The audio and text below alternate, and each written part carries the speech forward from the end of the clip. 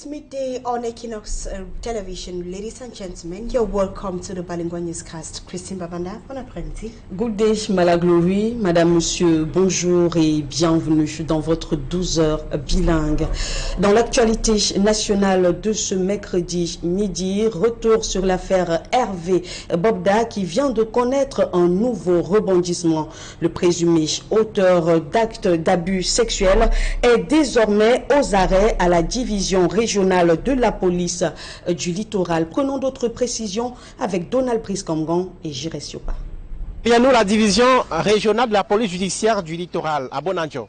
C'est ici qu'est gardé depuis les environs d'1h du matin, le nommé Hervé Bobda et une personne. Il s'agit du responsable de la formation hôtelière où il a été interpellé à Bonabéry dans le 4e arrondissement de Douala. La police judiciaire du littoral s'est servie d'un mandat émis par le commissaire du gouvernement près le tribunal militaire de Douala, puisque dans cette affaire, il y a un volet consacré à l'utilisation inappropriée d'une arme à feu. La police judiciaire qui a désormais sur sa table aujourd'hui 2 plaintes, l'une transmise donc par le tribunal militaire et l'autre venue du tribunal de première instance de Douala, Ndokoti. La PJ qui a désormais la charge d'enquêter, d'entendre les victimes supposées de Hervé Bobda et toutes les personnes susceptibles de contribuer à la manifestation de la vérité dans le cadre de cette affaire. La garde à vue est de 48 heures renouvelable une fois d'après le code de procédure du Cameroun. Et cette durée ne sera certainement pas suffisante d'après de nombreux juristes pour enquêter sur cette affaire d'abus sexuels sur des dizaines de jeunes femmes à travers le Cameroun. En tout cas, cette étape franchie suscite des réactions plutôt favorables dans le camp des avocats qui défendent les femmes supposées avoir été violées et torturées, harcelées par le sieur Hervé Bobda. C'est une autre étape qui démarre donc dans le cadre de ce scandale qui tient l'opinion publique nationale en haleine. De la police judiciaire du littoral à Bonanjo, Jires Siopa, Donald Priscomgan, Équinoxe Télévision. C'est donc l'affaire qui cristallise actuellement toutes les attentions. L'affaire Hervé Bobda, prédateur sexuel présumé, auteur de nombreux abus relayés sur les réseaux sociaux. C'est le 2e cas de féminicide que la ville de Yaoundé enregistre depuis le début de l'année. Un jeune homme tue la mère de son enfant dans un buisson avant de se donner la mort par pendaison. La scène macabre s'est produite hier 30 janvier au lieu dit Immeuble Rose au quartier Nkwaban dans la Meufou et à Famba, région du centre. La jalousie, selon certains témoignages, serait le mobile de ce meurtre, le bourreau n'ayant jamais accepté la séparation avec la victime. Nous reviendrons largement sur cette information dans nos différentes éditions. Autre lieu, autre scène d'horreur, cette fois-ci c'est à Moliko, dans la ville de Bouéa, région du sud-ouest du pays. Au moins un mort, des blessés et de nombreuses voitures incendiées dans une attaque perpétrée par de présumés combattants séparatistes qui accusent la population de ne pas respecter le Ghost Town, la ville morte, imposée par ces sécessionnistes. Prenons d'autres précisions avec Nadine Ngwanfo, Nadine Yambou et Colline Standard.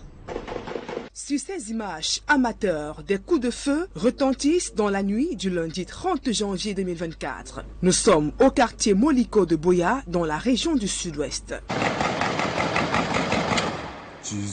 Des hommes armés ont débarqué au poste de contrôle situé aux abords de la cathédrale et du stade de la ville.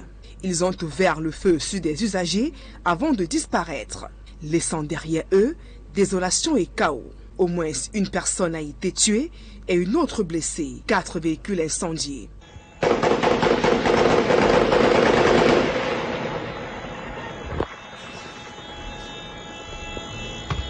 La victime blessée est actuellement prise en charge à l'hôpital régional de Boya. Selon des témoins, les présumés séparatistes ont attaqué des habitants pour n'avoir pas respecté le Ghost Town imposé tous les lundis dans les 2 régions en crise.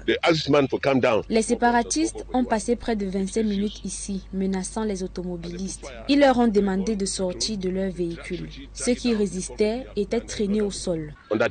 Cloîtrés chez eux, certains habitants apeurés ont vécu d'intenses échanges de coups de feu entre assaillants et forces de défense. Je suis sorti chercher le réseau, comme la connexion internet dérangeait. C'est là où j'ai entendu retentir des coups de feu. Je suis immédiatement rentré chez moi. Au lendemain de l'attaque, la vie a repris son cours normal.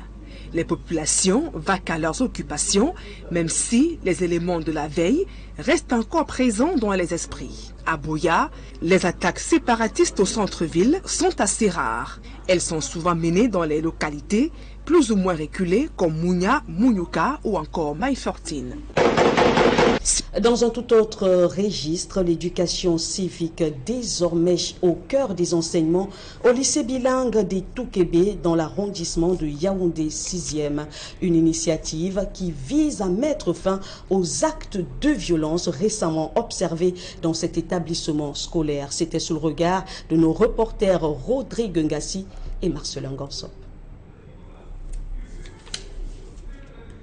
Repris son cours normal au lycée bilingue de Jtb. Mais personne n'a oublié que le pire a été évité de justesse le 22 janvier dernier. Aussi est-il apparu nécessaire de refermer cette triste page en rappelant aux élèves le sacro-saint principe du respect scrupuleux de la discipline, sans laquelle aucun succès n'est possible. We continue to say that discipline is the number one key to success. You must remain disciplined for you to be able to succeed in your academics.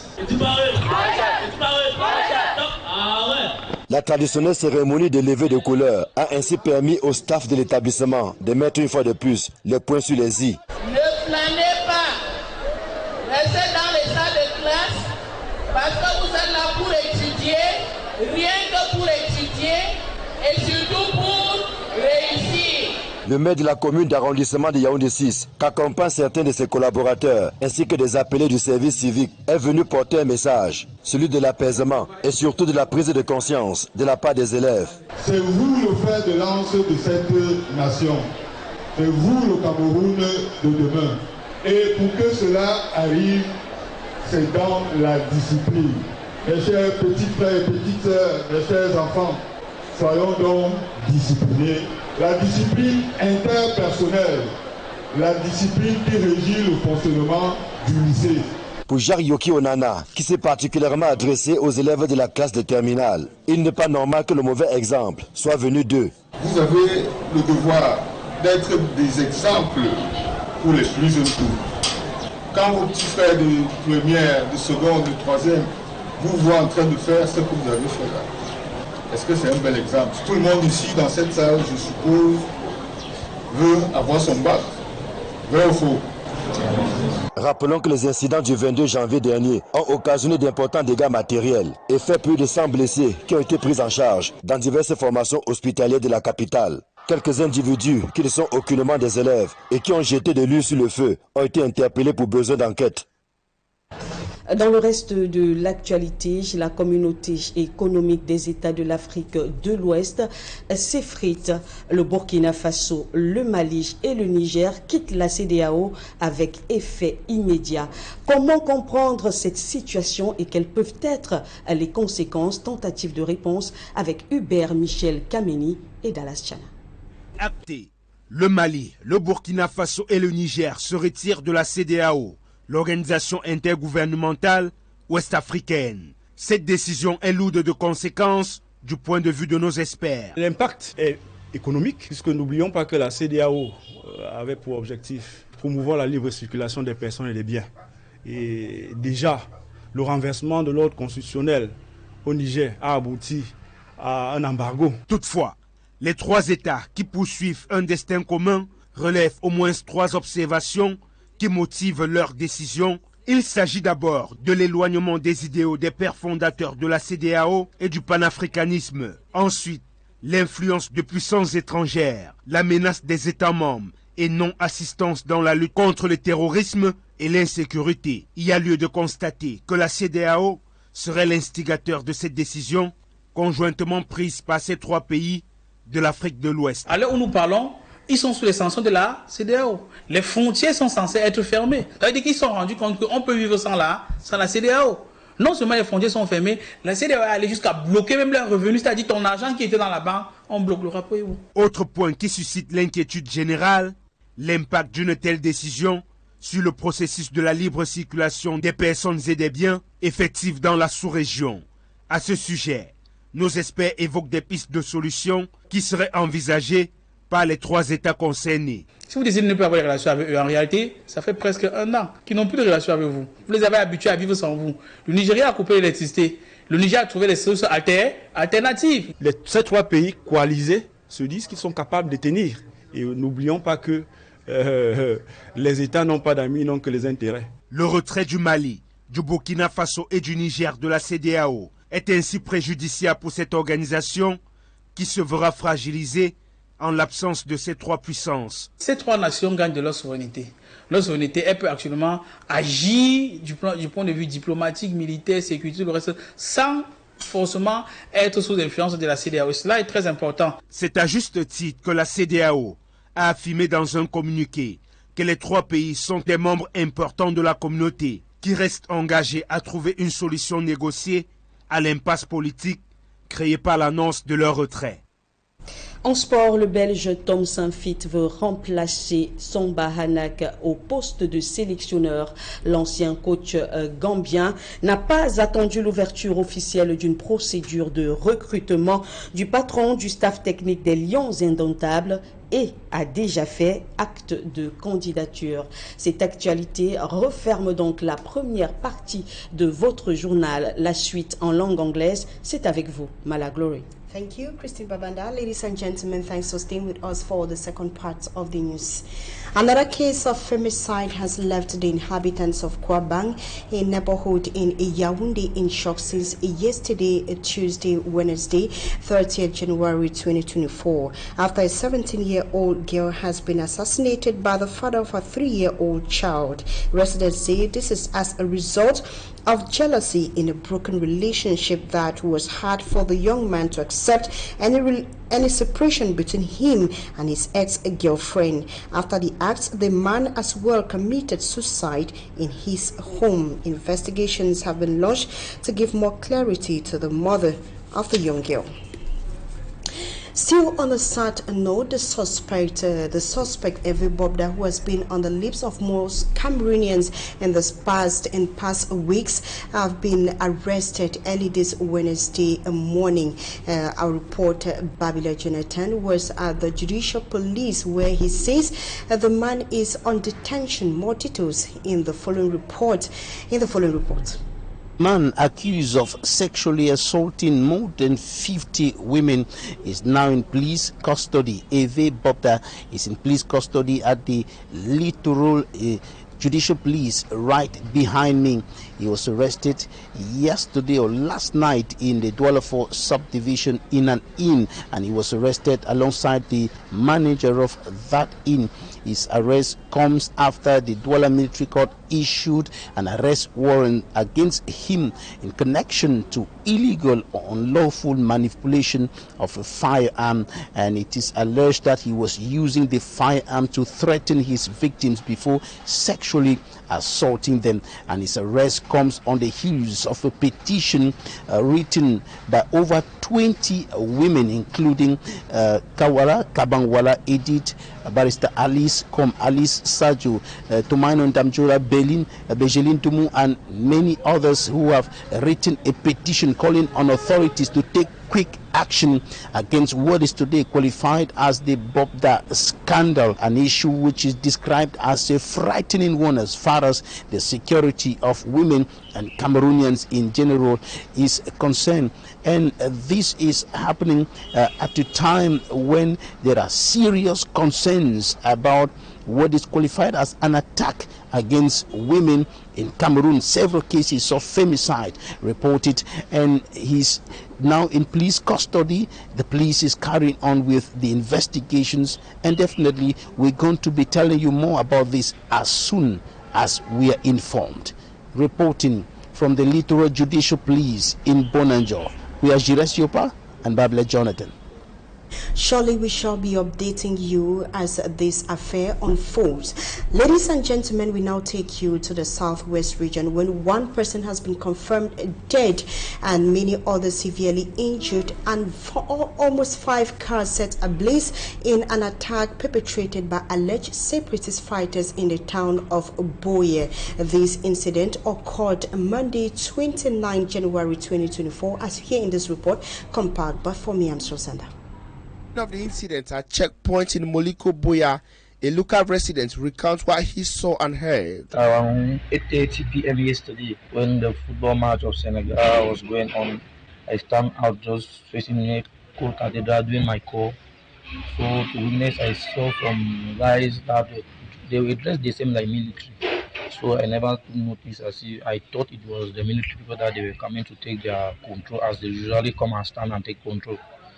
So unfortunately, some cars were coming out. They were trying to break the car.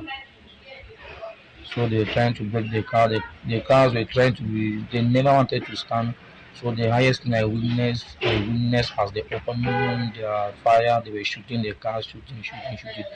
As from that position, I ran inside the house. That is what I witnessed. After the sustained gunfiring period, local inhabitants confirmed one person dead on the tarmac and over 4 vehicles burned. As the shooting came down, we saw 4 cars were burned down, and one person I witnessed, that is the only one person I witnessed, that is 4. Bondi motor middle road. They asked this man to calm down. This small boy for the one. If he refused. As they put fire, motor they burn the petrol, they drag it down, it fall for behind, and they blood out for the on that tire. As they became hard, they say no come out for kill person. But they come out for destroy stubborn people. They obey how they call them. Say they obey ghost town again. They don't take her like say that.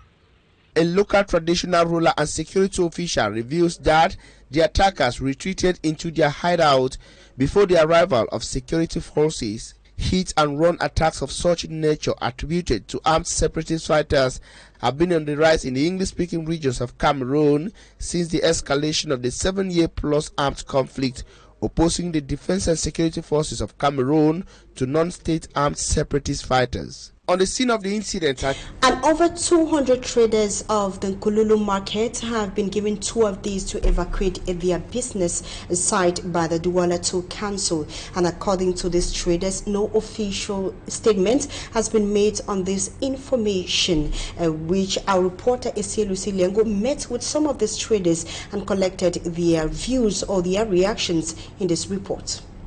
These disgruntled traders of Marché Sauveteur in Kululung Douala 2 subdivision are expressing indignation over what they term a forceful eviction by the Douala 2 mayor from their business sites. Nous sommes surpris qu'ils viennent seulement à nous demander de quitter le marché en nous donnant 12 jours.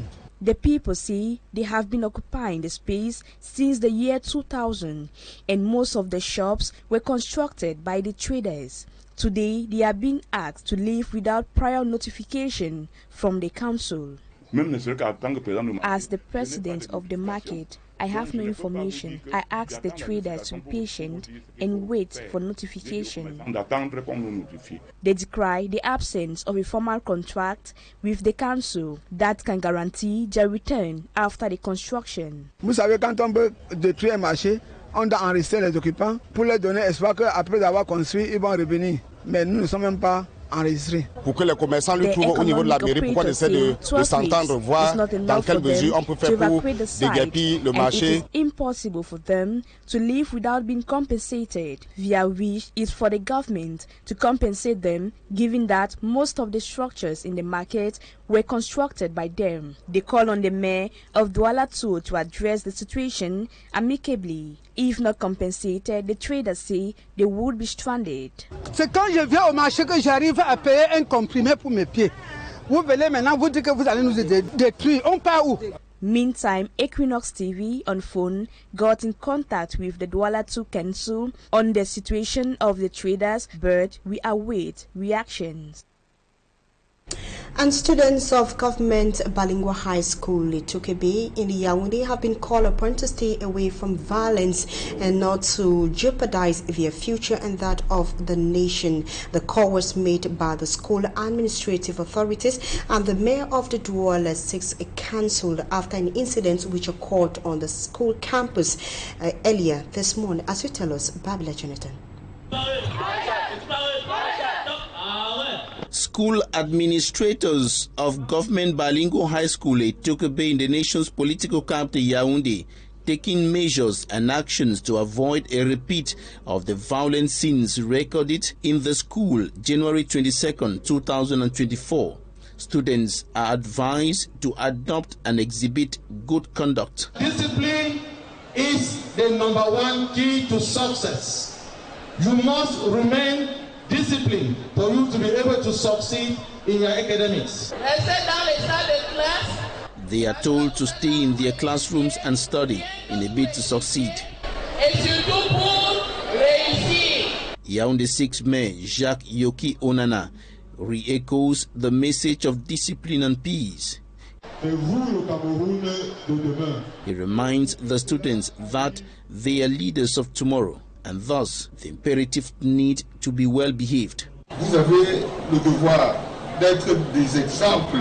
He goes further to tell students of the second circle that they have to be good examples for their younger ones. Many of them were involved in the 22nd January violence. More than 100 persons were injured and properties destroyed.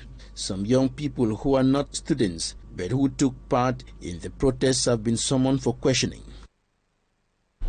We now talk sport to say the host nation Côte d'Ivoire has made a shocking qualification to the quarterfinals of the 34th edition of the African Cup of Nations. Our reporter Innocent Azet takes us back to see how they made it to the quarterfinals in this report. In and outside Africa were electrocuted by Côte d'Ivoire's triumph over defending champions Senegal in the round of 16 to move to the quarter-final phase of the Africa Cup of Nations. An unbelievable qualification and victory of Côte d'Ivoire, who went through a long and funny way to equalize an early Senegalese goal in the 78th minute with several missed chances to grab a win during regular and extra time. Though fruitless, the host nation and defending champs finally settled their differences on penalty shootout, where the Elephants shocked the continent and the world by scoring 5-4 to eliminate the Teranga Lions. Before the crucial encounter, majority of football lovers foresaw Côte d'Ivoire disgracefully leaving the competition on home soil. They were judged from their poor performances at the group stage that already put the Elephants at the exit door, even though they won Guinea-Bissau 2-0 in their opening encounter to grab 3 points. In their second Group A match on January 18, the Elephants were fed on by the Super Eagles of Nigeria by 1-0. Their disgraceful defeat came days later when Ivorians expected a win in their last match. Equatorial Guinea crucified them on an electric pole by thrashing them 4-0, drowning their hopes of qualifying to the round of 16 in the Atlantic Ocean. With just a slim and if chance to qualify as a best loser, the Elephants only resuscitated from coma when Zambia's loss to Morocco in the last Group F match served as an antidote. A Zambia draw or win would have been the funeral of the Elephants. The sacking of the Ivorian coach and the use of old and experienced players saved Côte d'Ivoire from being aborted in the knockout stage against the continent's best, Senegal, who saw a transformed Côte d'Ivoire frustrate their dreams of retaining the AFCON trophy. Super save from Fofana. And that is the package we had for you on today's midday bilingual newscast on Équinoxe Television. See you tomorrow, same time, God's willing, for another edition. But until then, stay with us for more programs on Équinoxe Television. Christine Babanda, bonjour à vous. Have a nice day, Malaglory. Madame, Monsieur, c'est la fin de ce journal. Merci de votre fidélité et surtout de votre confiance. Prenez soin de vous et restez en compagnie de nos programmes les meilleurs.